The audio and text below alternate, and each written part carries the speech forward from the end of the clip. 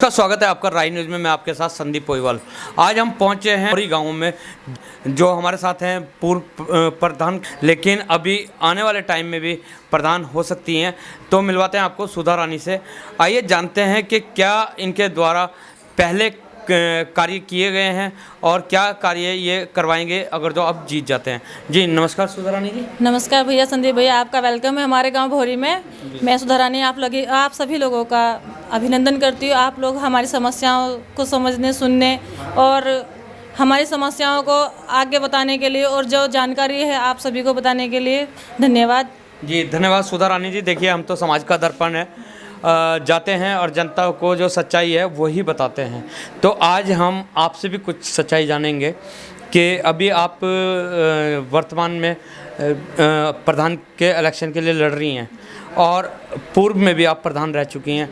तो पहले बात करेंगे हम पूर्व की, कि पूर्व में आपके द्वारा क्या कार्य हुए हैं और किस तरीके से हुए हैं और क्या ऐसी योजनाएं हैं जो छूट गई है जिससे ग्राम भौरी के लोग आपसे खफा हैं। हमारे गांव 2016 में जब इलेक्शन हुआ था, 2016 में, तो यहाँ पर पिछड़ा वर्ग जो था उसमें सीट आई थी, उसमें मैं यहाँ पे चुनी गई थी प्रधान पद के लिए। तो हमारे यहाँ सबसे बड़ी समस्या तो पानी की थी। मेन जो था यहाँ की जो पानी की समस्या थी, पानी इतना गंदा था, पीने लायक नहीं था। उसके लिए हमारी जो पहली बैठक हुई थी, खुली बैठक हुई थी पंचायत भवन पर, तो वहाँ सभी आम नागरिकों ने ने यही रखा था कि हमारे यहाँ सबसे बड़ी जो समस्या है पानी की है। तो हमने ये प्रस्ताव दिया था, हमने पानी की टंकी के लिए प्रस्ताव भेजा, प्रस्ताव पास हुआ, टंकी लग गई हमारे गाँव में। उसके बाद जैसे हमारे यहाँ पानी की निकासी की बहुत ज़्यादा समस्या है। पानी की निकासी के लिए हम लोगों ने यहाँ पहले तो नाला सफाई भी कराया है, नालियाँ भी बनाई है यहाँ पे सौजल परियोजना के तहत। उसके बाद हमारे यहाँ जब पानी निकासी भी नहीं हो पाती, जैसे बरसात होती है तो पानी का जल भरा हो जाता है।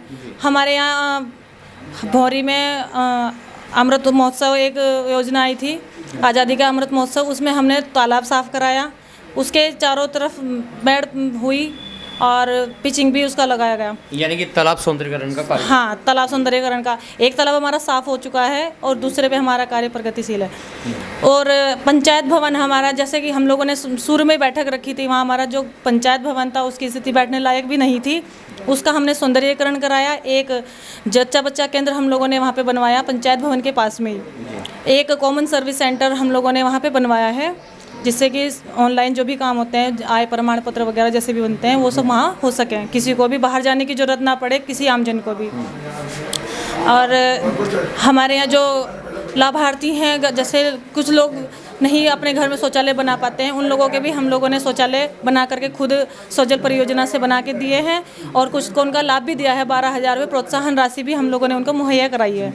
और हमारे गांव में सबसे इधर जैसे गरीब महिलाएं हैं, उनके पास रोज़गार नहीं था, उनके पास तो यही था कि गाय भैंस है, किसी के पास है किसी के पास नहीं है। तो हमारे यहाँ NRLM एक योजना थी, NRLM के तहत हमारे यहाँ कम से कम 30-35 के करीब स्वयं सहायता समूह भी बनाए गए हैं, जो पूरे रुड़की ब्लॉक में नंबर 1 है और सबसे ज़्यादा है। और पेंशन वगैरह, जैसे पेंशन है और पानी की जो टंकी के कनेक्शन हुए थे उनके लिए भी हम लोगों ने जागरूक किया, कोई भी पानी को वेस्ट ना करे, पानी की टोंटी लगा के रखे, जितना पानी की ज़रूरत हो उतना ही यूज़ करें जी। और हमारे यहाँ शमशान घाट भी है। शमशान घाट में जैसे बरसात होती है, अंतिम संस्कार के लिए वहाँ कोई संसाधन नहीं था, बारिश में ही जाते थे, ऐसे ही कर आते थे उसका अंतिम संस्कार। उसके लिए हमने एक टीन शेड भी डाला है। अच्छा जी हाँ जी। तो ये तो आपके द्वारा योजना थी, पेयजल योजना थी, सुविधा योजनाएं थी, ऐसी बहुत सारी योजनाएं आपने करवाई है। लेकिन एक योजना आती है जो कि सबसे बड़ी है, मनरेगा, जिसमें गांव के लोगों को रोजगार। तो उस मनरेगा योजना के तहत आप क्या करिए? मनरेगा योजना के अनुसार ही हम लोगों ने जो ये तालाब साफ हुआ था, उसमें मनरेगा के तहत ही 100 दिन का जो कार्य मिलता है महिलाओं को हम लोगों ने दिया है। उसमें महिलाओं ने काम भी किया है और लाभान्वित भी हुई है जी। तो ये तो थी आपकी पिछली योजनाओं की बात। और स्कूल लड़कियों के बारे में आप जाने कि जैसे लड़कियों की शिक्षा पे बहुत कम ध्यान देते हैं लोग, बाकी हमारी लड़की 8वीं कर ली, 6ठी कर ली, 8वीं हो गई, शादी के लायक होगी, शादी कर दो। हम लोगों ने हमारे यहाँ जो प्रयास किया है, GGIC इंटर कॉलेज हमारे लोगों ने यहाँ पे जो बना है, वो हमारे कार्यकाल में कंप्लीट हुआ है। लड़कियां वहाँ पे 12वीं तक की शिक्षा ग्रहण कर रही हैं। और ये विद्यालय की स्थिति पहले के टाइम को और अब के टाइम में बहुत ज़्यादा फ़र्क है। पहले सब खंडर भूमि थी, जहाँ पे देखते थे वहीं पे गंदगी थी। आज के टाइम में आप भौरी विद्यालय का आप स्थिति देख करके जा सकते हो। पहले में और अब में बहुत ज़्यादा फ़र्क है। सुंदर है, पहले से भी सुंदर है। शौचालय की सुविधा है वहाँ पे, पानी की सुविधा है वहाँ पे, गेट अच्छा है, आने जाने के लिए व्यवस्था है, सड़कें वहाँ पे हैं। जैसे सड़क पार करने के लिए चैनल डालते हैं, नाली होती है तो उसके ऊपर हमने चैनल भी लगाए हुए हैं, जिससे कि किसी को आने जाने में कोई दिक्कत ना हो। हाँ, ये तो थी पूर्व की योजना की बात। अगर जो अब भी जनता आपके ऊपर विश्वास दिलाती है तो क्या ऐसी योजनाएं हैं, क्या ऐसे कार्य हैं जो कि गांव में होना है, जो आपके अनुसार होने हैं, तो उनके बारे में भी थोड़ा सा बताएं। उनके बारे में यही आप सब लोगों से अपील करूंगी कि मैंने जो कुछ कार्य तो मेरे कंप्लीट नहीं हुए हैं, जिन्हें मैं पूरा करने का प्रयास करूंगी। और दूसरा ये कि हम लोगों का एक ये प्रयास है कि हम लोग यहाँ अपने गांव में बारात घर की बहुत ज़्यादा समस्या है। किसी के पास भी इतनी जगह नहीं है जो अपने से अधिक लोगों के 4 से 8-10 लोगों के लिए भी संभव नहीं है। तो इसलिए हम चाहेंगे कि यहाँ पे एक बारात घर हो और एक अंबेडकर पार्क भी हो, जहाँ पे बच्चे खेल भी सके, क्योंकि आज के टाइम में खेलने के लिए भी बच्चों के पास प्रैक्टिस करने के लिए भी नहीं है। तो मेरा यही प्रयास है, अंबेडकर पार्क और बारात घर बनाने का पूरा इरादा है, यदि आप लोग मेरा साथ देते हैं। बारात घर और अंबेडकर पार्क भी बन चुका होता है यदि 2 साल कोविड में ना निकले होते। हमारे 2 साल हमारे इसमें वेस्ट हो गए। यानी कि कोविड की वजह से आपके ये जो काम अब आप करवाएंगे, ये कोविड की वजह से रुके हैं? जी हाँ, ये इससे प्रभावित हुए हैं। अच्छा, इसके अलावा सबसे बड़ी जो समस्याएं होती हैं गांव क्षेत्र के अंदर के जो पलायन की, यानी कि रोजगार के लिए जो गांव के लोग हैं वो शहरों की तरफ भागते हैं, उस पे आपकी क्या प्रतिक्रिया होगी? क्या आपके द्वारा कार्य करेंगे? इसके लिए हम लोगों ने यही बताया आपको पहले भी, जो NRL के माध्यम से भी है। जैसे महिला बेरोजगार हैं उनको 100 दिन का रोजगार भी दिया जा रहा है, और इसमें महिलाएं भी और पुरुष भी बराबर। तो किस तरीके का वो रोजगार है जो महिलाओं को दिया जाएगा? जैसे मिट्टी ढुलाई होता है, सड़कों पे काम होते हैं, उसमें इंटरलॉकिंग टास्क होती है, उसमें काम कर सकती हैं।